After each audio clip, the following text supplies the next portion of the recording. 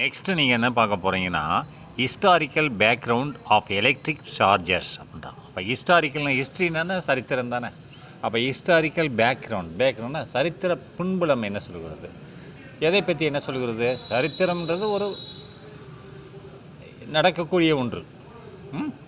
சரித்திர பின்புலம் என்பது எதை சொல்கிறது? ஆஃப் எலக்ட்ரிக் சார்ஜர்ஸ் அப்படின்றான். எலக்ட்ரிக் சார்ஜர்ஸ்னு என்னது? மின்னேற்றம்ன்றான். அதாவது ஒரு அணு, ஒரு ஆட்டம், அது நியூட்ரலாக இருக்கிற வரைக்கும் அது எலக்ட்ரிக் சார்ஜ் கிடையாது. That is neutral. ஒன்று நெகட்டிவ்லி சார்ஜ் ஆகிடுச்சுனாலோ அல்லது பாசிட்டிவ்லி சார்ஜ் ஒரு எலக்ட்ரானை இழந்தால் பாசிட்டிவ் சார்ஜ், ஒரு எலக்ட்ரானை பெற்றால் நெகட்டிவ் சார்ஜ், ரைட்டா? அப்படின்னா மின் ஏற்றம் ஆயிடுச்சா, அதான் எலக்ட்ரிக் சார்ஜ். மின்னேற்றம்னு சொல்லுவாங்க. மின் ஏற்றம் இல்லை மின் சுமை அப்படின்னு சொல்லுவாங்க. வெறுமன ஒரு ஆட்டம் ஆட்டம்னாலே நியூட்ரல், எலக்ட்ரிக்கலி நியூட்ரல், அதில் எந்த மின்சாரமும் இல்லை, ரைட்டா? ஒரு எலக்ட்ரான் போயிடுச்சு அப்படின்னா அப்போ புரோட்டானோட எண்ணிக்கை ஒன்று கூட இருக்குது, ரைட்டா? எலக்ட்ரானோட கூட இருக்குது அப்படின்னா பாசிட்டிவ்லி சார்ஜ்டு. பாசிட்டிவ்ல மின்னேற்றம் ஏற்கப்பட்டது, இதில் மின்னேற்றம் இருக்கிறது, என்னது பாசிட்டிவாக இருக்கிறது. அதேமாதிரி ஒரு எலக்ட்ரானை வெளியிலேருந்து வாங்கிடுச்சுன்னா அப்போ புரோட்டானோட ஒரு எலக்ட்ரான் கூட இருக்குது அப்படின்னா என்னது? இதில் மின்னேற்றம் இருக்குது, என்னது? நெகட்டிவ்லி சார்ஜ்டு ஆட்டம் அப்படின்றான். பார்த்தியா? அதை தான் எலக்ட்ரிக் சார்ஜ்ன்றான், மின்னேற்றம்ன்றான். அதை மின் சுமைன்னு சொல்லலாம், மின்னேற்றம் சொல்லலாம், ரைட்டா? அதை பற்றி பார்ப்போம். இப்போ 2 மில்லியனம் எகோ அப்படின்னா, மில்லியனம் என்னது? 1000 வருஷம், ரைட்டா? மில்லியனம் அப்படின்ற என்றால் 1000 ஆண்டுகள்னு அர்த்தம். அப்போ 2 மில்லியனம் எகோ அப்படின்னு, எகோனா அதற்கு முன்பு, எகோனா முன்பு, அந்த ஆண்டு காலத்தில், அந்த முன்புன்னு சொல்லலாம். 2 மில்லியனம்னா 2000 ஆண்டுகளுக்கு முன்பாக. 2 மில்லியன் பிஃபோர்னு போட்டால் தான் பிஃபோர் 2 மில்லியனம் எகோனா அதுக்கு முன்பாக. அவன் பிஃபோர்னு போடலை, அப்போ 2 மில்லியனம் எகோன்னு போட்டிருக்கான். அப்போ 2000 ஆண்டுகள் சமயத்தில் என்று பொருள்படுகிறது, ரைட்டா? அப்போது கிரீக் நாட்டை சார்ந்தவர்கள், கிரீக்ஸ் என்னது? கிரீக் நாட்டை சார்ந்தவர்கள் நோட்டீஸ்டு தேட், நோட்டீஸ்னால் கவனித்தார்கள், கண்டுபிடித்தார்கள், ரெண்டும் ஒன்று தான். கவனித்தார்கள் எதை? த ஆம்பேர். ஆம்பேர்ன்ற ஒரு பொருள் இருக்கிறது. அந்த பொருள் என்னன்னு சொல்கிறேங்க. பழங்காலத்து மரங்கள், பழமையான மரங்கள், அதாவது ஒரு மரம் ரொம்ப நாளாக, மரத்திலே பழமையான மரம், ரொம்ப வருஷமாக இருக்கப்போ ஒரு மரம், அந்த பழமையான மரத்தில் ஒரு பசை மாதிரி வரும். அந்த பசை மாதிரி வரும், ரைட்டா? அந்த பசை வடியும். அந்த பசை என்ன செய்யணும்னா மாய்ச்சர்னால் நம்மளோட கிளைமேட்டில் உள்ள, இப்போ நம்ம சுவாசிக்கிற இல்லை, எது துகள்களில் இருக்கிறது, இந்த ஆகாயத்தில் விண்வெளியில் துகள்களில் இருக்கிறது.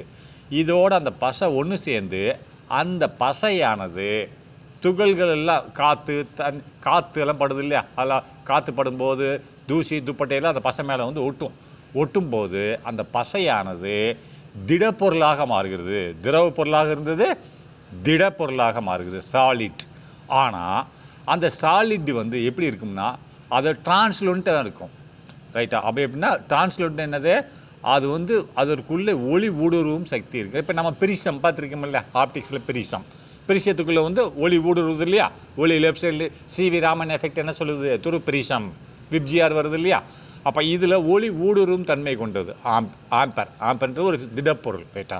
அது எதிலிருந்து உருவாக்கப்பட்டது? பழமையான மரங்களில், பழைய காலத்து மரங்கள்லேருந்து வரக்கூடிய பசை நாளடைவில் திடப்பொருளாக மாறியது. அப்படி திடப்பொருளாக மாறினதுக்கு பின்பு தான் அதற்கு பேர் ஆம்பர், ரைட்டா? அப்போ நல்லா பார்த்துக்கோங்க. நோட்டீஸ் கவனித்தார்கள், என்னது? த ஆம்பர்ன்றது அது பசை, அந்த பசை திடப்பொருளாக மாறி இருக்கு, ரைட்டா? ஆம்பர்னு போட்டு பிராக்கெட்டில் சாலிட் போட்டோன்னா சாலிடாக மாறி இருக்கு. அது எப்படி இருக்குது அந்த ஆம்பர்னா? டிரான்ஸ்லூசன்ட் அப்படின்ட்டான். டிரான்ஸ்லூசன்ட் அப்படின்னா ஒளி ஊடுருவும் தன்மை கொண்டது. இந்த சைடில் சன்லைட் அனுப்புனீங்கன்னா அது உள்ளுக்குள்ள சன்லைட் ஊடுருவும், ரைட்டா? இப்போ நம்ம இரும்புக்குள்ளே சன்லைட் ஊடுருவாது, ரைட்டா?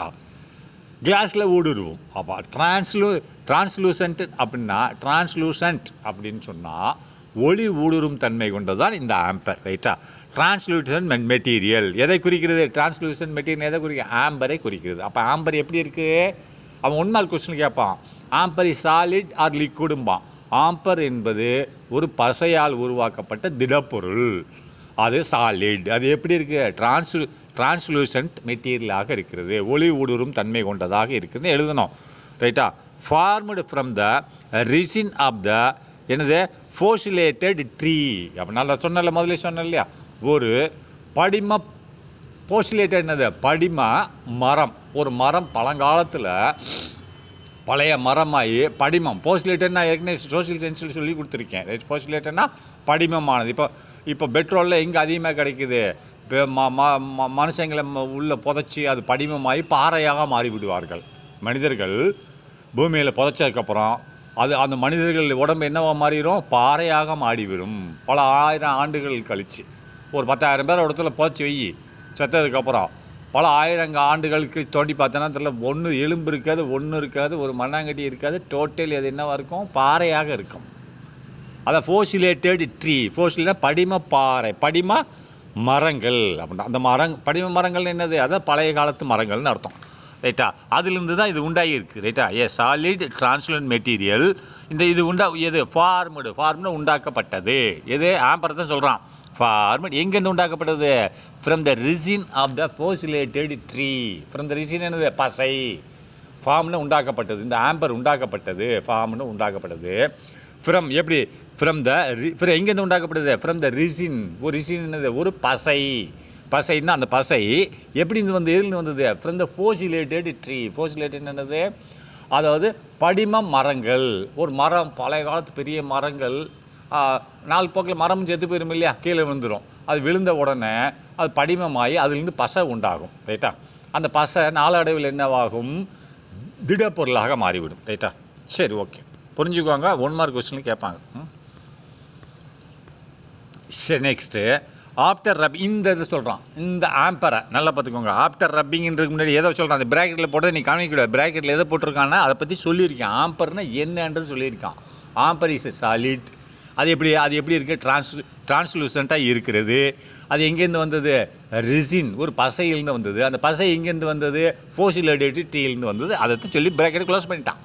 அப்போ இந்த ஆம்பருக்கு அடுத்து நம்ம படிக்கணும். இந்த ஆம்பர் எப்படி, ஆம்பரை கண்டுபிடிச்சாங்க கிரீக்காரங்க. எப்படி கண்டுபிடிச்சாங்கன்னா, ஆம்பர் ஆஃப்டர் ரப்பிங். அந்த ஆம்பர் அந்த திடப்பொருளை ரப்பிங்னா தேய்க்கிறது.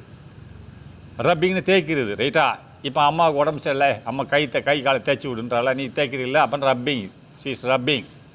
அப்போ ஆஃப்டர் ரப்பிங் தேய்க்கிறது வித் அனிமல் ஃபர்ன்னு என்னது, முடி. அதாவது தோலில் உள்ள முடி. ரைட்டா, அனிமல் ஃபர்னா மிருகங்களின் தோலில் உள்ள முடி. இப்போ மிருகங்களை பார்த்தீங்கன்னா தோலில் முடி இருக்கும் பார்த்தியா, அந்த முடியில் போய் நீ தேய்ச்சேன்னா இந்த ஆம்பர்ன்ற ஒரு சாலிட், ஒரு கல் மாதிரி இருக்கும். பசை கல் மாதிரி ஆயிடுச்சா, இதை எடுத்துகிட்டு போய் ஒரு மிருகம், ஆடோ மாடோ, அதில் தோல் இருக்குது இல்லையா. இப்போ ஆடு பாரு, ஆட்டில் தோல் இருக்கு இல்லையா, ஆடுக்கு மேலே தோல் இருக்கு இல்லையா, அது உயிரோடு இருக்கட்டும், ஒன்றும் பிரச்சனை. அது உடம்பு மேலே இது தேய்ச்சா ஒரு மின்சாரம் உண்டாகும். எதில், இந்த ஆம்பரில். அது எப்படி உண்டாகும் அப்படின்னு நான் சொன்னேன் இல்லையா, அது இப்போ பார் எப்படி உண்டாகும்னு சொல்கிறேன். After rubbing with the animal fur, அதை தேய்க்கணும். அந்த ஆம்பர் எடுத்து ஒரு அனிமலோட ஃபர்னா முடி, மிருகங்கள் முடி மேலே தேய்ச்சேன்னு சொன்னால் என்ன ஆகும், அட்ராக்ஷன் என்னது, small pieces of leaves and dust. அப்படி தேய்ச்சதுக்கப்புறம் அந்த ஆம்பரில் என்ன உண்டாகும், முதல்ல ஆம்பர்ன்றது அதுக்குள்ளே ஆட்டங்கள் இருக்கிறது. எல்லாத்துலேயுமே ஆட்டம் இருக்குது. அனிமல் ஃபர்லேயே இருக்குது, எல்லாத்துலேயும் ஆட்டம் இருக்குது. ஆட்டமில் என்னவாக இருக்கும், நியூட்ரலாக தான் இருக்கும். நான் ஏற்கனவே சொல்லி கொடுத்துருக்கேன் 50 டைம் சொல்லி. Atom primarily neutral. ரைட்டா, ஏன்னா எலக்ட்ரானும் number of electron number of proton is same. Number of electron electrically negatively charged. அது என்னது, புரோட்டான் பாசிட்டிவ்லி சார்ஜ். ரெண்டு ஈக்குவலாக இருந்தால் நெட் சார்ஜ் இஸ் 0. அப்போ நியூட்ரான் இருக்குது நியூக்ளியஸ்குள்ள, அது நியூட்ரல், அதுக்கு எந்த சார்ஜும் கிடையாது. அப்போ இது ஒரு ஆட்டம் இஸ் எலக்ட்ரிக்கலி நியூட்ரல். ஆனால் இந்த ஆம்பரில் உள்ள ஆட்டங்களும், ஆம்பர்னா ஒரு கல்லில் ஒரு ஆட்டமாக இருக்கும், அப்போ 1000 ஆட்டம் இருக்கும். அதை நீ தேய்க்கும் போது ஆம்பர் என்ன ஆகுது, நெகட்டிவ்லி சார்ஜ் ஆகிடுது. அந்த முடி என்ன ஆகுது, அந்த மிருகத்தில் உள்ள முடி பாசிட்டிவ்லி சார்ஜ் ஆகிடுது. ஏன்னா அந்த முடியில் உள்ள எலக்ட்ரான் இங்கே வந்துடுது. ஒரு எலக்ட்ரானோ 10 எலக்ட்ரானோ ஒரு 100 எலக்ட்ரானோ, ஏன்னா ஒரு கோடிக்கணக்கான எலக்ட்ரானோ எதில் வந்துடுது, இந்த ஆம்பருக்கு வந்துடுது. நீ தேய்க்கும் போது ஏன் வருது, அங்கே ஏன் ஆம்பர்லேருந்து அங்கே போகக்கூடாது, முடிக்கு போகக்கூடாதுன்னு கேட்கலாம் தாராளமாக. போகாது. ஏன்னா முடியில் உள்ள எலக்ட்ரான் தான் ஆம்பருக்கு வரும். ஏன்னா ஆம்பரில் உள்ள எலக்ட்ரான்கள் லூஸ்லி பேக்குடு. அதே மாதிரி இல்லை ஃபரில் உள்ள எலக்ட்ரான் வந்து ஃபர் இருக்குல்ல முடி மிருகங்களோட முடியில் உள்ள எலக்ட்ரான்கள் லூசிலி பேக்கடு. இப்போ நம்ம மண்டையில் உள்ள முடியில் உள்ள எலக்ட்ரான் லூசிலி பேக்கடு. அது என்ன லூசிலி பேக்கடுன்றா என்ன அர்த்தம்னா உள்ள நியூட்ரானுக்குள்ள இல்லை ஒரு ஆட்டத்துக்குள்ளே நியூக்ளியஸ் இருக்குது, அதில் புரோட்டான் இருக்குது, நியூட்ரான் இருக்குது, வெளியில் எலக்ட்ரான் இருக்குது. அந்த வெளியில் உள்ள எலக்ட்ரான்களை அந்த நியூக்ளியஸ் வந்து இறுக பிடிக்காமல் வச்சுருக்கும்.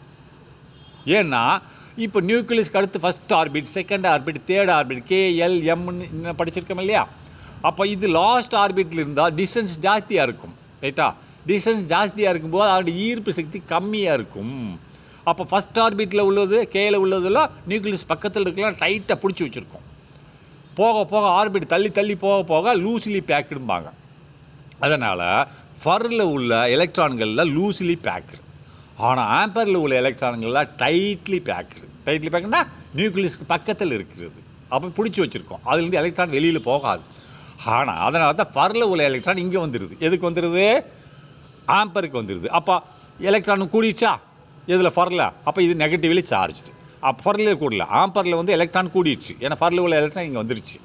அப்போது ஆம்பர் வந்து நெகட்டிவ்லி சார்ஜ். நல்லா வச்சுக்கோ, ஆம்பர் நெகட்டிவ்லி சார்ஜ்டு ஆயிடுச்சு. இப்போது அங்கே ஃபருக்கு வா அனிமல் ரோமத்தில் அதில் எலக்ட்ரான் வெளியில் வந்துடுச்சு. அப்போ புரோட்டான் எண்ணிக்கை எலக்ட்ரானோட கூட தான் இருக்குது. இப்போ 10 எலக்ட்ரான் 10 புரோட்டான் இருந்ததுன்னா எலக்ட்ரான் இங்கே வந்து 5 இங்கே வந்துருச்சுன்னா மீதி 5 தான் இருக்கும். அப்போ புரோட்டான் எண்ணிக்கை 10 தானே இருக்கும். புரோட்டான் வரல இல்லை, அப்போ பாசிட்டிவ்லி சார்ஜ். அப்போது இப்படி தேய்க்கும்போது என்ன ஆகுது? ஆம்பர் வந்து நெகட்டிவ்லி சார்ஜ் ஆகிடுது, ஃபர்ரு வந்து பாசிட்டிவ்லி சார்ஜ் ஆகிடுது. இதைத்தான் எலக்ட்ரிக் சார்ஜுன்றான். முதல்ல தேய்க்காமல் இருக்கும்போது சார்ஜ் இஸ் நியூட்ரல். இப்போ நம்ம தேய்ச்சதுக்கப்புறம் இதில் மின்சாரம் ஏறிடுச்சா? இந்த இந்த இந்த ஆம்பருக்குள்ளே மின்னூட்டம் வந்துருச்சு. என்ன வந்துருச்சு? நியூட்ரலாக இருந்தது, இப்போ பாசிட்டிவ்லி நெகட்டிவ்லி சார்ஜ் ஆகிடுச்சு. எது? ஆம்பர். ஃபர் என்ன ஆயிடுச்சு? அந்த முடியோடது அது நெகட்டிவ்லி சார்ஜ் ஆகிடுச்சு. இதை நீ ஒரு கேள்வி கேட்கலாம். என்ன கேட்கலாம்? அப்போ இப்படியே தான் இருக்குமா? அந்த முடி வந்து இப்போ பாசிட்டிவ்லி சார்ஜாக இருக்குது, எலக்ட்ரானை விட்டுச்சு, இது கடைசி வரைக்கும் இப்போ பாசிட்டிவ்லி சார்ஜாக இருக்குமான்னு கேட்டால் இருக்காது. கொஞ்ச நேரத்துக்கு தான் அப்படி இருக்கும். அதேமாதிரி இந்த ஆம்பரும் இப்போ எலக்ட்ரானை இழுத்துருச்சு, இப்போ நெகட்டிவ்லி சார்ஜில் இருக்குது. ஆனால் இதுவும் கொஞ்ச நேரத்துக்கு தான், ஒரு குறிப்பிட்ட ஒரு 5 நிமிஷம், ஒரு 2 நிமிஷம் 3 நிமிஷம் தான் இருக்கும். அதுக்கடுத்து அது நியூட்ரல் ஆகிரும். எப்படி நியூட்ரல் ஆகும் அது சொல்லு அப்படின்னு கேளு, நான் சொல்கிறேன். இப்போ நம்ம ஃபர்லேருந்து எலக்ட்ரான் வந்து இங்கே வந்துருச்சு, இப்போ பாசிட்டிவ் சார்ஜராக இருக்குது. ஆடு இருக்குன்னு வச்சுக்கோமே, அது மேலே தோலில் போய் நீ தேய்க்கும்போது அதில் உள்ள எலக்ட்ரான் இது வந்துருச்சு, அப்போ அது பாசிட்டிவ்லி சார்ஜராக இருக்குது. ஒரு 2 நிமிஷம் தான் அப்படி இருக்கும். கொஞ்ச நேரம் கழிச்சு என்ன ஆகும்னா, நம்ம காற்று இருக்கு இல்லையா, அந்த காற்று மண்டலத்தில் என்னவாக இருக்கும்? லூஸ்லி பேக்குடு எலக்ட்ரான்கள், ஃப்ரீ எலக்ட்ரான்கள் சுற்றிக்கிட்டு இருக்கு. இந்த காற்றுல ஃப்ரீ எலக்ட்ரான்கள் எது கூடயும் போய் சேரும். ஃப்ரீ எலக்ட்ரான்கள் காற்று மண்டலத்தில் இருக்குது. அந்த எலக்ட்ரான்கள் என்ன செய்யும்னா இந்த ஃபர்ருக்குள்ளே வந்து நுழைஞ்சிக்கிறோம். எவ்வளோ தேவையோ எலக்ட்ரான் தேவையோ அது நியூட்ரலாக வர்றதுக்கு அத்தனை எலக்ட்ரான்கள் காற்று மண்டலத்திலேருந்து இந்த முடிக்குள்ளே வந்துடும். இப்போ 5 எலக்ட்ரான் கொடுத்துருச்சுன்னு வச்சுக்கிறோமே, கொஞ்சம் நேரத்துக்கு தான் அது பாசிட்டிவ்லி சார்ஜாக இருக்கும். எலக்ட்ரான் கொடுத்துருச்சு எதுக்கு? ஆம்பருக்கு. கொஞ்சம் நேரம் கழித்து அந்த காற்று மண்டலத்தில் உள்ள ஃப்ரீ எலக்ட்ரான்கள் என்ன செய்யும்னா அந்த ரோமத்துக்குள்ளே, ஆட்டு ரோமத்துக்குள்ளே போய் நுழைஞ்சிடும். அதுக்காக நீ அதிகமாக நுழைய விடாது. எவ்வளோ இழந்ததோ அவ்வளோ எலக்ட்ரான்கள் தான் அதில் நுழைஞ்சி அது ஈக்குவல் ஆக்கிரும். அதாவது என்ன ஈக்குவல் ஆக்கிரும்னா நியூட்ரல் ஆக்கிரும். அதேமாதிரி இங்கே வா, இது பாசிட்டிவ், இது நெகட்டிவ்லி சார்ஜாக இருக்குது. எது இருக்குது? நம்ம தேய்க்கும் போது என்னது? Amber negatively charge. ஏன்னா எலக்ட்ரான் வந்துருச்சு இல்லையா? அப்போ இதுவும் கொஞ்சம் நேரத்துக்கு தான், ஒரு நிமிஷமோ அரை நிமிஷம் வரைக்கும் தான் எப்படி இருக்கும் நெகட்டிவ்லி சார்ஜ். அதுக்கடுத்து இதுவும் அந்த எவ்வளோ எலக்ட்ரான் அங்கேருந்து நீங்கள் வாங்கிச்சோ அத்தனை எலக்ட்ரான் விட்டுரும், காற்று மண்டலத்தில் விட்டுட்டு நியூட்ரல் ஆகிடும். இப்போ 30 எலக்ட்ரான் வாங்கியிருக்குன்னா கொஞ்சம் நேரத்துக்கு தான் நெகட்டிவ் சார்ஜராக இருக்கும். அப்போ நெகட்டிவ் சார்ஜ் வேலை செய்யும் அதில். அதுக்கடுத்து கொஞ்சம் நேரம் கழித்து இந்த எக்ஸஸாக இருக்கக்கூடிய 30 எலக்ட்ரானை எதில் காற்று மண்டலத்தில் விட்டுட்டு நியூட்ரல் ஆகிடும்.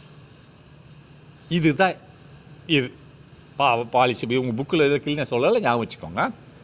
சரி, ரைட். நெக்ஸ்ட்டு அப்போ என்ன ஆகுது? இது முடிஞ்சிச்சா? அப்போ அட்ராக்டட் இந்த after rubbing with the animal fur attracted small pieces of leaves and dust. எப்படின்னு பாரு. ஏன்னா இப்போ அந்த ஆம்பரை தேய்க்கும் போது அப்போது அந்த முடியில் உள்ள ஆட்ரோம், அதாவது ரப்பில் உள்ள எலக்ட்ரான்களில் வந்த உடனே இது நெகட்டிவ்லி சார்ஜ் ஆகிடுது. அப்போ இந்த நெகட்டிவ்லி சார்ஜ் ஒரு அரை நிமிஷம் 1 நிமிஷம் வரைக்கும் தான் நெகட்டிவ்லி சார்ஜ் இருக்கும். உடனே நீ அதை எடுத்துகிட்டு போய் எதில் வைக்கணும், லீவ்ஸ் ஒரு இலையில் வச்சுன்னா இந்த இலையை இழுத்துரும். நெகட்டிவ்லி சார்ஜ் இல்லையா, இலை பாசிட்டிவ்லி சார்ஜ், அப்படி இழுத்துரும். அதாவது variety of variety charges attract, same charges repel, படிச்சிருக்கீங்க இல்லையா? அதே மாதிரி டஸ்ட்டு, ஒரு தூசிட்டு கொண்டு வச்சால் தூசி அது இழுத்துரும், கொஞ்சம் நேரத்துக்கு தழுக்கும், பிறகு விட்டுரும். ஏன்னா ஏன் இழுக்கும்னா அப்போதைக்கு அது நெகட்டிவ்லி சார்ஜாக இருக்குது, அது இழுத்துரும். கொஞ்ச நேரம் கழிச்சு அந்த எலக்ட்ரான்லாம் வெளியில் போயிடும். எங்கே போயிடும், காற்று மண்டலத்துக்கு போயிடும். அப்போ இந்த ஆம்பர் நியூட்ரல் ஆகிடும். டபக்கட அந்த இலையை விட்டுரும். புரியுதா? இதுதான் இயற்கை. ரைட்டா, இதை பார்த்துக்கோங்க. ரைட்டா, அப்போ அதை தான் சொல்கிறான். ஏன்னா அட்ராக்டட் ஸ்மால் பீசஸ், இது attracted amber attracted small pieces of leaves and dust. ரைட்டா, next the amber possessing this property. இந்த மாதிரி ஆம்பர்ன்றது நான் சொல்லியிருக்கேன் இல்லையா, அந்த பசை திடப்பொருள். ஆம்பர் பொசஸிங்னா வைத்திருக்கிறது, உடைத்தாய் இருக்கிறது, அதுக்குள்ளே அமைந்திருக்கிறது. அந்த ஆம்பருக்குள்ளே இருக்கக்கூடிய இந்த மாதிரி குணநலங்கள், திஸ் ப்ராப்பர்ட்டி, இந்த மாதிரி குணநலங்கள் இஸ் செட் டு பி எப்படி சார்ஜ்டு. இதை தான் என்ன சொல்கிறா, சார்ஜ்டுன்றான். இந்த மாதிரி குணநலங்கள் ஆம்பரில் இருக்கிறதுனால இதை என்ன சொல்கிறாங்க, சார்ஜ்னா மின்னேற்றம். ரைட்டா, மின்னேற்றம் என்று அழைக்கப்படுகிறது. ரைட்டா, அப்போ it is initially thought that Amber has the special property. இது இட் வாஸ் இனிஷியல் ஆரம்ப கட்டத்தில் என்னது, ஆம்பருக்கு இந்த மாதிரி குணம் இருக்குதுன்னு நினச்சாங்க. அதை விஞ்ஞானிகளை கண்டுபிடிப்பாங்க. பிறகு ஐயோ இது தப்பே அப்படின்னு மாற்றுவாங்க. அப்போ கண்டுபிடிக்கும் போது இந்த ஆம்பருக்கு இந்த மாதிரி ஒரு குணநலங்கள் இருக்குது என்று நினைத்தார்கள். அதை சொல்கிறேன். என்ன சொல்கிறேன் பாரு, இட் இஸ் இனிஷியலி ஆரம்ப கட்டத்தில் தாட் நினைத்தார்கள். யாருன்னா அந்த விஞ்ஞானிகள். ரைட்டா, தேட் என்னவென்றால் ஆம்பர் வைத்திருந்தது எதை, திஸ் ஸ்பெஷல் ப்ராப்பர்ட்டி, இந்த பிரத்யேகமான குணநலங்களை ஆம்பருக்கு இருக்குது என்று நினைத்தார்கள். ரைட்டா, நல்லா பார்த்துக்கோ. அதுக்கடுத்து பாரு அதுக்கடுத்து என்ன நடந்ததுன்னு பாரு. பட் ஆனால் நல்லா பார்த்துக்கோ, Amber has the property later, அதுக்கடுத்து பின்னாளில். முதல்ல அப்படி நினச்சாங்க, லேட்டர்னா பிற்காலத்தில் பீப்புள் ஃபவுண்ட், மக்கள் கண்டுபிடித்தார்கள். என்னது, தேட் என்னவென்றால் not only amber but even a glass rod rubbed with a silk cloth. அப்படின்னா இந்த ஆம்பர் மட்டும் இல்லை, ஆம்பருக்கு தான் இந்த மாதிரி குணம் இருக்குன்னு சொல்லி நினச்சாங்க. பிறகு ஆம்பருக்கு மட்டும் இல்லை, இன்னும் சில இதுகளுக்கெல்லாம் இந்த மாதிரி குணநலங்கள் இருக்குன்னு கண்டுபிடிச்சிருக்காங்க. அது என்னென்னு பார்ப்போம். ரைட்டா, அதை லேட்டர் பிற்காலத்தில் பீப்புள் ஃபவுண்ட், மக்கள் கண்டுபிடித்தார்கள். என்ன, that not only but also. பாரு, இது idioms and phrases. Not only but, இது மட்டும் அல்ல அதுவும் சேர்த்து. Not only and but also, இது இடியம்ஸ் அண்ட் ஃப்ரேசஸ். ரைட்டா, அப்போது இது மட்டுமல்ல அதுவும் சேர்த்து அப்படின்னு அர்த்தம். அப்போ later people found that not only ஆம்பருக்கு மட்டும் அல்ல இந்த குணம், பட் ஆனால் ஈவன் ஏ கிளாஸ் ராடுக்கு கூட, கிளாஸால் செய்யப்பட்ட ஒரு கம்பிக்கு கூட, கம்பினால இரும்பு கிடையாது, கிளாஸில் செஞ்ச ராடு, உங்கள் லேபர்களில் பார்த்துருக்கீங்களா, கிளாஸ் ராடுக்கு கூட, கிளாஸ் ராடை நீ ரப் பண்ணும்போது, தேய்க்கும் போது, இதில் சில்க் க்ளோத் பட்டு துணியில் தேய்க்கும் போது அங்கேயும் சார்ஜ் ஆகிறது. நல்லா பார்த்துக்கிட்டீங்களா, கிளாஸ் ராடுகளோட சார்ஜ் ஆகிறது அப்படின்னு சொல்கிறான். இது அப்போ கிளாஸ் ராடு கூட பட்டு துணியில் தேய்க்கும் போது அங்கேயும் இது சார்ஜ் மாறுகிறது. இதுதான் பொருள் ஆகுது. ரைட்டா, அப்போ கிளாஸ் ராடுன்னு என்னது, கிளாஸ் ராடு என்னது, கிளாஸ் ராடு பாசிட்டிவ் சார்ஜ் ஆகிடும். ஏன்னா கிளாஸ் ராடில் உள்ள எலக்ட்ரான்கள் எங்கே போயிடும், சில்க்கு குளோத்துக்கு போயிடும். அப்போ சார்ஜ் இல்லாமல் தான் கிளாஸ் ராடு இருந்தது. அது தேய்க்கும் போது கிளாஸ் ராடு பாசிட்டிவ்லி சார்ஜ் ஆகிடும், சில்க்கு குளோத் நெகட்டிவ்லி சார்ஜ் ஆகிடும். ஏன்னா கிளாஸ் ராடு எலக்ட்ரானை லூஸ்லி பேக்குடு, சில்கில் எலக்ட்ரான் டைட்லி பேக்குடு. அதனால் கிளாஸ் ராடு இல்லை எலக்ட்ரான் சில்க்குக்கு வந்துடும். அதனால் glass rod positively charge, silk negatively charge ஆகிரும். ரைட்டா, அப்போது நேரில் next attracts pieces of papers. அதுக்கடுத்து இது என்ன செய்யும், இந்த கிளாஸ் ராடு தேய்ச்ச உடனே கொஞ்சம் நேரம் கழிச்சு போய் ஒரு பேப்பர் பக்கத்தில் வச்சுன்னா பேப்பர் இழுத்துரும், கொஞ்ச நேரத்துக்கு தான் இழுக்கும், அதுக்கடுத்து விட்டுரும். ஏன் விட்டுரும், அந்த கிளாஸ் ராடில் உள்ள என்னது கிளாஸ், அதாவது நல்லா பார்த்துக்கோ, கிளாஸ் ராடு நெகட்டிவ்லி சார்ஜ். ஏன்னா இது தப்பாக சொல்லிட்டேன். இப்போ அந்த சில்க்கு குளோத்தில் உள்ள எலக்ட்ரான்கள் கிளாஸ் ராடுக்கு போயிடும். ரைட்டா, அப்போது இந்த போன உடனே இந்த கிளாஸ் ராடை நீ ஒரு பேப்பர் பக்கத்தில் வைக்கும்போது அந்த பேப்பரை அது இழுத்துரும். கொஞ்ச நேரம் கழிச்சு என்ன ஆகும், அந்த பேப்பர் வெளியில் வந்துடும். ஏன்னா அதில் கிளாஸ் ராடில் உள்ள எலக்ட்ரான்கள் வெளியில் போயிடும். ரைட்டா? ஸோ ஆகவே glass rod also becomes charge. இப்போ கிளாஸ் ராடும் சார்ஜ் ஆகிடுச்சு. Glass rod charge, negatively charged. ரைட்டா? அதே மாதிரி அதுவும் சார்ஜ். எதுவும் சார்ஜ்டு? கிளாஸ் ராடு வந்து பாசிட்டிவ்லி சார்ஜாக வரும். என்ன நெகட்டிவ்லி சார்ஜாக வராது. அதே ஏதாவது ஒன்று, இது பாசிட்டிவ்லாக நெகட்டிவ், ஒன்று சார்ஜ் ஆச்சுன்னா ஒன்று பாசிட்டிவாக இருக்கும், நெகட்டிவாக இருக்கும். ஏன்னா ரப்பர் ராடு தான் நெகட்டிவ்லி சார்ஜ்டு, கிளாஸ் ராடு வந்து பாசிட்டிவ்லி சார்ஜ்டு. ரைட்டா? பாசிட்டிவ்லி சார்ஜாக இருக்கும். உங்களுக்கு இதில் சொல்லலை, என்னோடய ஐடியா பிறகு கிளாஸ் ராடு வந்து பாசிட்டிவ்லி சார்ஜ்டு. ஏன்னா எலக்ட்ரானிகளை இழக்கும். அப்போ when rubbed with a suitable material, ஒரு சூட்டபுள் மெட்டீரியல் கூட கிளாஸ் ராடை நீ தேய்க்கும் போது அது கிளாஸ் ராடு வந்து சார்ஜ் ஆகிறது. ரைட்டா? அப்போ நெக்ஸ்ட்டு கன்சிடர் தீர்மானித்துக் கொள்ளுங்கள். எதை? ஏ சார்ஜ்டு ரப்பர் ராட். இது நெகட்டிவ்லி சார்ஜ்டு. ரைட்டா? ரப்பர் ராடு வந்து நெகட்டிவ், கிளாஸ் ராடு வந்து பாசிட்டிவ்லி சார்ஜ்டு. ஏன்னா எலக்ட்ரான்களை இழக்கும். அப்போ இழந்தாச்சுன்னா அது பாசிட்டிவ்லி சார்ஜ்டு. அப்போ எது பெறுகிறது? சில்க்கு வந்து எலக்ட்ரானை பெறுகிறது. சில்க்கு தான் நெகட்டிவ்லி சார்ஜ்டு. ரைட்டா? அப்போ பாசிட்டிவ்லி சார்ஜாக இருந்தால் கூட அது பாசிட்டிவ் அதிகமாக இருக்கிறது, எலக்ட்ரான் கம்மியாக இருக்குது அதில். இதில் பேப்பரில் எலக்ட்ரான் ஜாஸ்தியாக இருந்தால் அது இழுத்துரும். ரைட்டா? நெக்ஸ்ட் பாரு, இதில் நெக்ஸ்ட் நான் போட்டுங்க. Consider a charged rubber rod. இன்னொரு ரப்பர் ராடு இருக்குது, ரப்பரால் செய்யப்பட்ட ஒரு rod hanging from the thread. அதை வந்து என்ன ஒரு த்ரெட்டில் வந்து நம்ம தொங்க விடுறோம். ஒரு ரப்பர் ராடை வந்து ஒரு த்ரெட் நூலை கட்டி தொங்க விட்டு அப்படின்னா இந்த அஸ்ட்ரோனின் ஃபிகர் உங்கள் படத்தில் காமிச்சிருக்காங்க இல்லையா, படத்தில் காமிச்ச மாதிரி தொங்க விட்டுருந்தாங்கன்னா, suppose another charge rubber rod is brought near, இன்னொரு ரப்பர் ராடை அது பக்கத்தில் நம்ம கொண்டு வரோம். அப்போ ரெண்டு ரப்பர் ராடும் நெகட்டிவ்லி சார்ஜ்டு. நெகட்டிவ் சார்ஜ்னா அதில் எலக்ட்ரான்கள் அதிகமாக இருக்கும். நீ ரப்பர் ராடை கொண்டு எதுலேயோ தேய்ச்சேன்னு சொன்னால் அது ரப்பர் ராடு வந்து நெகட்டிவ்லி சார்ஜ் ஆகிடும். அப்போ இன்னொரு ரப்பர் ராடு நெகட்டிவ்லி சார்ஜ். அப்போ ரெண்டுமே நெகட்டிவ்லி சார்ஜ் இருக்கும்போது ரிப்பல் தான் நம்ம ஒன்றும் அட்ராக்ட் பண்ணாது இல்லையா? அதை தான் சொல்கிறான் பாருங்கள். என்ன சொல்கிறான் பாரு. சப்போஸ் அனதர், அதாவது நல்லா பார்த்து, consider charge rubber rod hanging from a thread. ஒரு த்ரெட்டில் வந்து ரப்பர் ராடை நீ கட்டியிருக்கேன் உங்கள் படத்தில் காமிச்ச மாதிரி.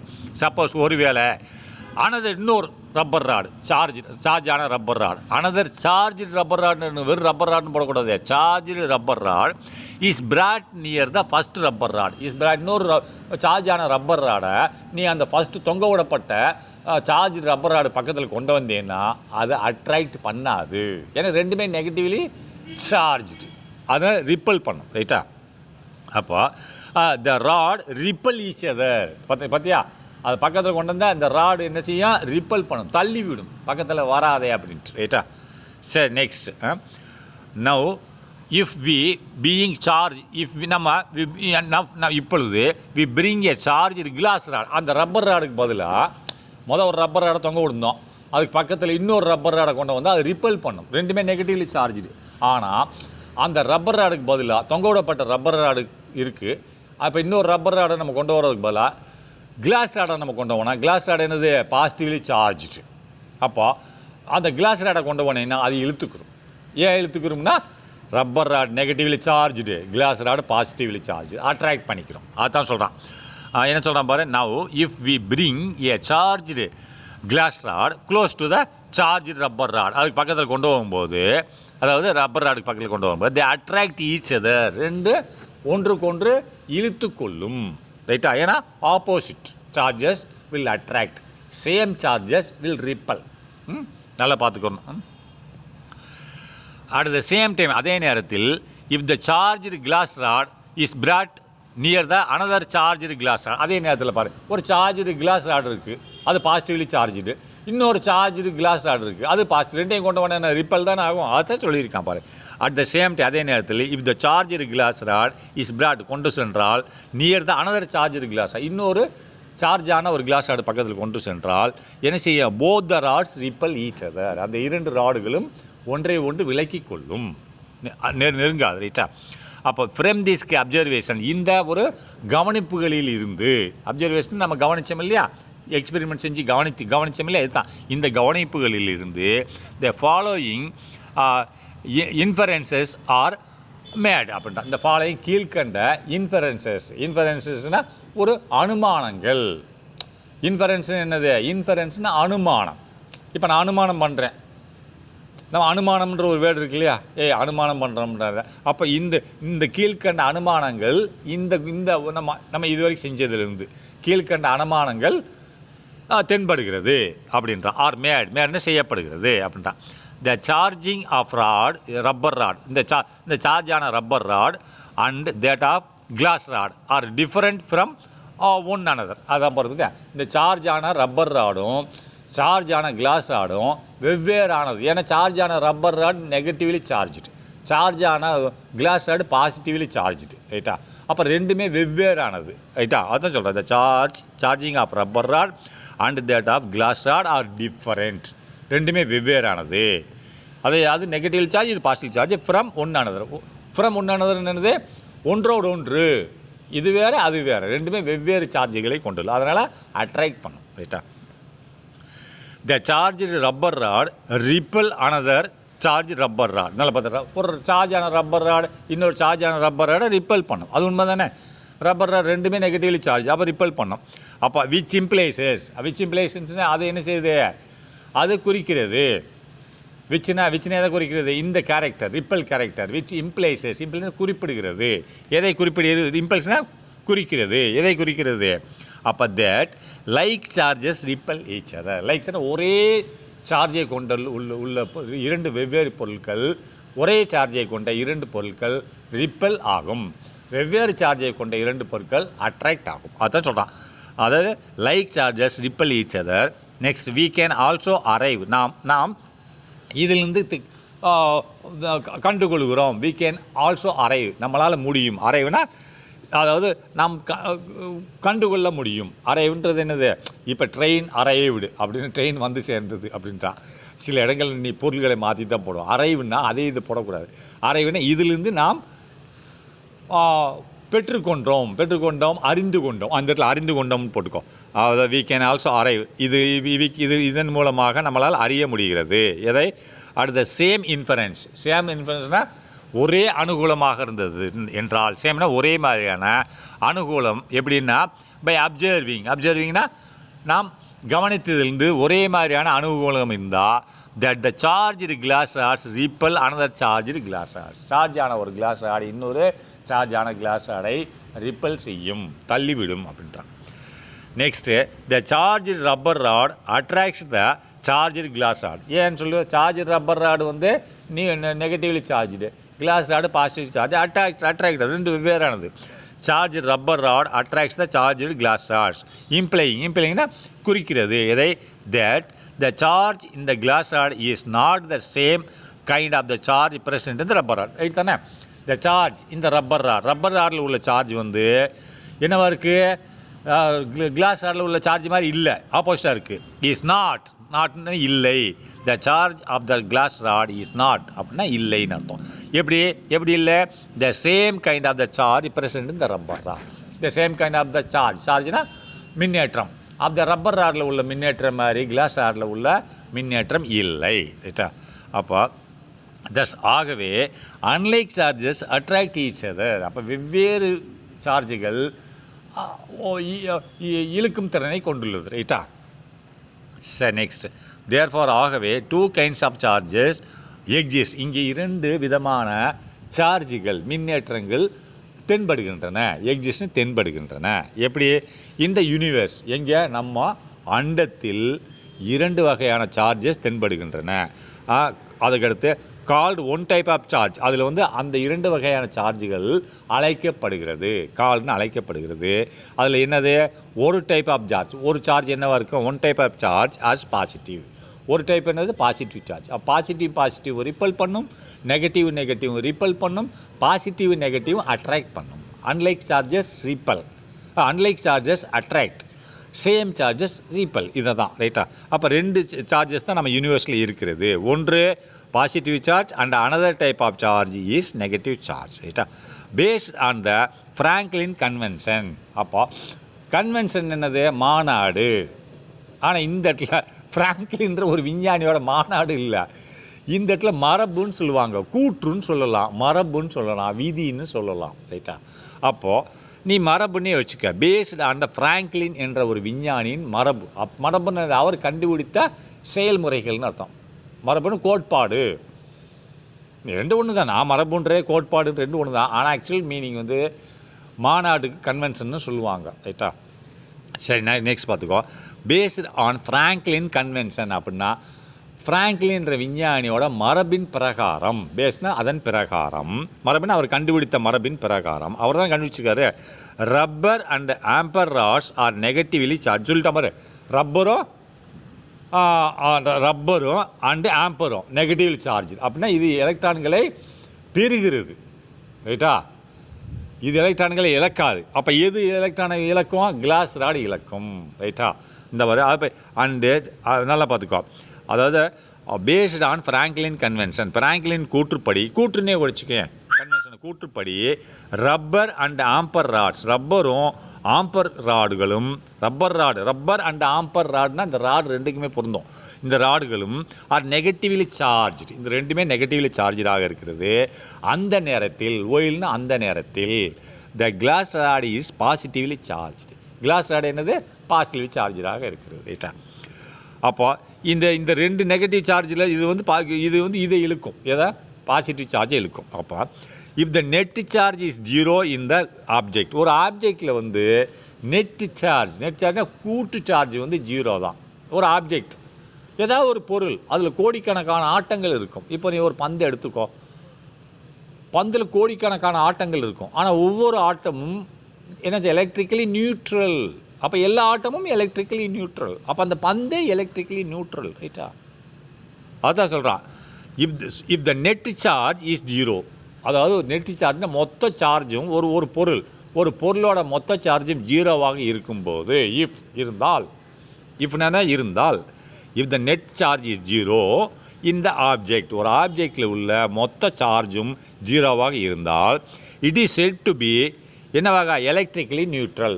எல்லா சார்ஜ் நியூட்ரல் தானே, அதனால் இது நம்ம எவ்வாறாக அழைக்கிறோம்? It is set to be electrically neutral. இதில் எந்த மின்சாரமும் இல்லை. இப்போ ஒரு பந்து, ஒரு 10,000 ஆட்டம் இருக்குதுன்னு சொல்கிறேன். ஒவ்வொரு ஆட்டமும் எலக்ட்ரிக்கல் நியூட்ரல் தானே, ஏன்னா same number of electron, same number of proton. அப்போ எல்லா ஆட்டமும் எலக்ட்ரிக்கலி நியூட்ரான். அப்போ அந்த ஆப்ஜெக்டே எலக்ட்ரிக்கலி நியூட்ரான், ரைட் தானே? நியூட்ரல் தானே, எலக்ட்ரிக்கல் நியூட்ரல், ரைட்டா? Neutral electric neutral. சரி, next following the pioneering work of the J Thomson, அதாவது கீழ்கண்ட முக்கியமான, அதாவது பாய்னரிங்கிற முக்கியமான வேலைப்பாடு ஆஃப் ஜே தாம்சன் என்ற விஞ்ஞானியின் முக்கியமான வேலைப்பாடு கீழ்கண்ட வேலைப்பாடுன்றான். ஃபாலோவிங் கீழ்கண்ட முக்கியமான வேலையாகிய யார் வேலை? ஆஃப் ஜே தாம்சன், ஜே விஞ்ஞானியோட முக்கியமான வேலை அண்டு ரூதர்ஃபோர்ட், இந்த ரெண்டு விஞ்ஞானிகள் ரூதர்ஃபோர்ட் அண்ட் ஜே தாம்சனோட கீழ்கண்ட முக்கியமான வேலை என்ன வேலைன்னு பார்ப்போம். அவங்க என்ன வேலை செஞ்சுருக்காங்கன்னா, இந்த லேட் 19th சென்ச்சுரி, 19ஆம் நூற்றாண்டுக்கு பிற்பாடு, அது முடிய போகிற நேரத்தில், பிஃபோர் அப்படின்னா அதுக்கு முன்னாடின்னு அர்த்தம். ஏர்லின்னா முன்னாடி இல்லை, அது ஆமாம், ஏர்லின்னா 19ஆம் நூற்றாண்டு ஆரம்ப கட்டத்தில் ஏர்லின்னு போடுவான். 19ஆம் நூற்றாண்டு ஆரம்பிக்கும் போது, லேட்டுன்னா 19ஆம் நூற்றாண்டு முடியும் போது. நல்லா பார்த்துக்கோங்க, ரைட்டா? அப்போ லேட் 19th சென்ச்சுரி அண்ட் இந்த beginning of the 20th century. அப்போ லேட் 19th சென்ச்சுரின்னா அதுக்கடுத்து என்ன வருது? 20ஆம் நூற்றாண்டின் ஆரம்பம் தானே வருது. அந்த நேரத்தில் என்ன செய்கிற? வி நவ் அண்டர்ஸ்டாண்ட், ரைட்டா? இந்த வி நவ் அண்டர்ஸ்டாண்ட், நாம் புரிந்து கொள்கிறோம் தட் என்னவென்றால் த ஆட்டம் இஸ் எலக்ட்ரிக்கலி நியூட்ரல். ஒரு ஆட்டம் வந்து எலக்ட்ரிக்கலி நியூட்ரல். நான் 50 டைம் சொல்லிட்டேன், நல்லா ஞாபகத்துக்குங்க. And is made up of negatively charged electron and positively charged proton. அது and neutrons which have no zero charge. அதுதான் போட்டிருக்கான். ஒரு ஆட்டத்தில் என்ன இருக்கும்?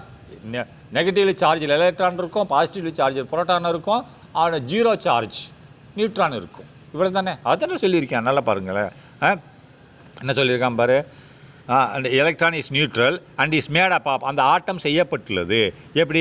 நெகட்டிவ்லி சார்ஜு எலக்ட்ரான் அதில் இருக்கிறது, ரைட்டா? அதுக்கிட்ட பாசிட்டிவ்லி சார்ஜு புரோட்டான் இருக்கிறது அண்டு நியூட்ரான் இருக்கிறது. நியூட்ரான் எப்படி இருக்குது? Which have no charge, zero charge. நியூட்ரானுக்கு ஜீரோ சார்ஜ், பாசிட்டிவும் கிடையாது, நெகட்டிவும் கிடையாது, ரைட்டா? சரி, த மெட்டீரியல் ஆப்ஜெக்ட்ஸ், அதாவது மெட்டீரியல்னால் ஒரு பொருள் மெட்டீரியல் ஆப்ஜெக்ட்ஸ்னால் ரெண்டு ஒன்று தான். மேடப் ஆஃப் ஆட்டம்ஸ், ஒரு ஆப்ஜெக்ட், ஒரு பொருள் ஆட்டங்களால் செய்யப்பட்டுள்ளது. ஆர் நியூட்ரல் இன் ஜென்ரல், பொதுவாகவே ஒரு பொருளில் உள்ள ஆட்டங்கள் எல்லாமே நியூட்ரல் அப்படின்னு வரும்போது அந்த பொருளே நியூட்ரல் தான் அப்படின்றான், ரைட்டா? The material object made up of atoms அப்படின்னா ஒரு பொருள் மேடப் ஆஃப் ஆட்டங்களால் செய்யப்பட்ட ஒரு பொருள் ஆர் நியூட்ரல், அது நியூட்ரல், எந்த சார்ஜ் அதில் இருக்காது. இன் ஜென்ரல் பொதுவாகவே நியூட்ரலாக இருக்கும்னு அர்த்தம். ரைட்டா? when an object is rubbed with another object, அதாவது ஒரு ஆப்ஜெக்ட் ஒரு பொருள், இப்போ நம்ம ஆம்பரை கொண்டு போய் முடியில் தேய்க்கிறோம். அப்போ ஆம்பர் என்ன ஆகுது? ஆம்பர் என்னது? அது எது எலக்ட்ரானை பெறுகிறது, அது முடி எலக்ட்ரானை விடுகிறது, அது பாசிட்டிவ்லி சார்ஜ், முடி இது நெகட்டிவ்லி சார்ஜ் ஆகுறது. அதுதான் ஒரு ஆப்ஜெக்ட், அது ஒரு ஆப்ஜெக்ட் தானே, முடியும் ஒரு ஆப்ஜெக்ட் தானே, மாடோட முடிய ஆப்ஜெக்ட், இது ஒரு ஆப்ஜெக்ட். ரைட்டா? அப்போ தான் அவன் சொல்கிறான், அதான் சொல்கிறான் பாருங்களேன். என்னது ஏன்னா சார் சம் ஆஃப் த அதை என்ன போட்டிருக்கான், when the object is rubbed, ஒரு ஆப்ஜெக்ட் ஒரு பொருளானது ரப்டு தேய்க்கப்படும் போது, இதில் வித் அனதர் ஆப்ஜெக்டில் தேய்க்கப்படும் போது, ஃபார் எக்ஸாம்பிள் உதாரணமாக ரப்பர் அண்டு சில்க்கு குளோத், ரப்பரையும் சில்க்கு குளோத்தையும் தேய்க்கும் போது என்ன ஆகும்? Rubber negatively charge, silk positively charge. ரைட்டா? அப்போ சில்கில் உள்ள எலக்ட்ரான் ரப்பருக்கு வந்துடும். அப்போ ரப்பரில் புரோட்டான் அதிகமாக இருக்கும், இல்லை சில்கில் புரோட்டான் அதிகமாக இருக்கும், ரப்பரில் எலக்ட்ரான் அதிகமாக இருக்கும். அப்போ rubber negatively charge, silk positively charge ஆயிடும். தேய்க்கும் போது மட்டும்தான், கொஞ்ச நேரத்துக்கு தான். அப்போ some amount of charge is transferred from one object to another object due to the friction அப்படின்றான், பிட்வீன் தெம் அப்படின்னு. நல்லா பார்த்துக்கலாம். ஒரு தேய்க்கும் போது சில சார்ஜுகள் ஒரு ஆப்ஜெக்ட்லேயும் இன்னொரு ஆப்ஜெக்ட் போகுது. சில சார்ஜ் என்னது? எலக்ட்ரான் மூவ் ஆகுது இல்லையா, அதை தான் சொல்லியிருக்கான். நல்லா பார்த்துக்கோ. அது சேம், அதாவது some amount of charge is transferred, சில மின்னூட்டம் ட்ரான்ஸ்ஃபர்னா கடத்தப்படுகிறது, அது எலக்ட்ரான் கடத்தப்படுகிறது தேய்க்கும் போது. இங்கேருந்து from one object to another object, ஒரு ஆப்ஜெக்ட்லேயும் இன்னொரு ஆப்ஜெக்ட். எது எப்போ? Due to friction between them அப்படின்றான். ஏன்னா அது ரெண்டுக்கு நடுவில் உராய்வு நம்ம தேய்க்கிறோம் இல்லையா, ரப்பிங் அப்படின்னும்ல, அதுதான் ஃப்ரிக்ஷன்றான். இப்போ இங்கே ஃப்ரிக்ஷன் சொன்னால் அங்கே ரப்பிங்னு சொன்னான். டியூ டு எதன் காரணமாக எலக்ட்ரான் சார்ஜ் வந்து மாற்றப்படுகிறதுனா due to the friction between them, அது ரெண்டுக்கு நடுவில் உள்ள உராய்வின் காரணமாக மாற்றப்படுகிறது. And the object is then set to be electrically charge. பிறகு அந்த ரெண்டு ஆப்ஜெக்டும் எலக்ட்ரிக்கலி சார்ஜாக இருக்குது, ஒன்று நெகட்டிவ்லி சார்ஜாக இருக்குது, இன்னொன்று பாசிட்டிவ்லி சார்ஜாக இருக்கிறது. ரைட்டா? அப்போ charging the object through rubbing, இந்த மாதிரி நம்ம சார்ஜ் பண்ணுறது எந்த வழிமுறை மேலே சார்ஜ் பண்ணுறோம்? த்ரூ ரப்பிங், தேய்த்தல் மூலமாக நம்ம சார்ஜ் பண்ணுவது என்பது இஸ் கால்டு ட்ரைபோ எலக்ட்ரிக் சார்ஜிங் என்று அழைக்கப்படுகிறது. ட்ரைபோன் என்னது?